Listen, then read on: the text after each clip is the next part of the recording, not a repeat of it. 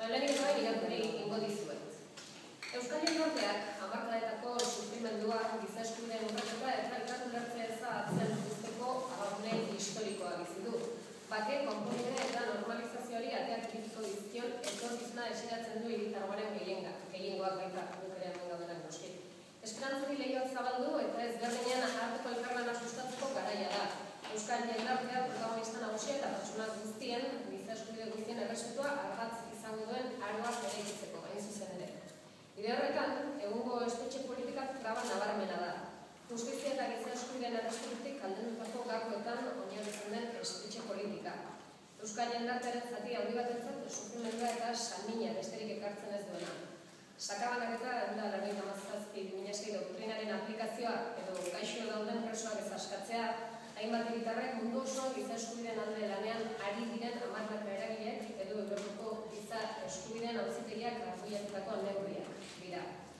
Gaixotasun larriak dituzten egoerak berezik kezkatzen gaitu, azken egunetan ikusten ari garen bezala. Pertsona hauek osasun arreta berezia eskatzen duten gaitzak dituzte. Espetxetik kanpo tratatuak izan behar diren gaixotasun larriak.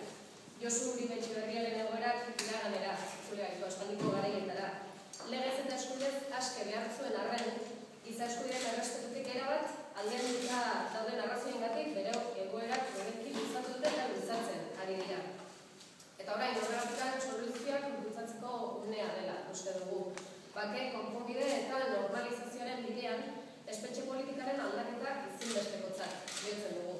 Horiek horrela, larri dauden 14 euskal presoak askatzeko mekanismoak abiarazi eta Josu Uribe Etxeberriaren kasua berriro gerta ez dadila askatzen dugu hemen gaude guztiak eta gehiago.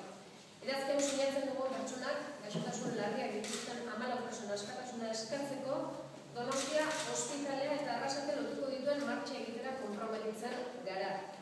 Gaixo dauden 14 presoak etxera lelopean, martxa datorren abuztuaren 29an abiatu, hau da, ateazkenean, eta 4 etapa izango ditu. Hain zuzen ere, Donostia ospitalea Zarautz, izango da lehenengo etapa, Zarautz Deba, bigarren etapa, Deba Soraluze, hirugarrena eta azken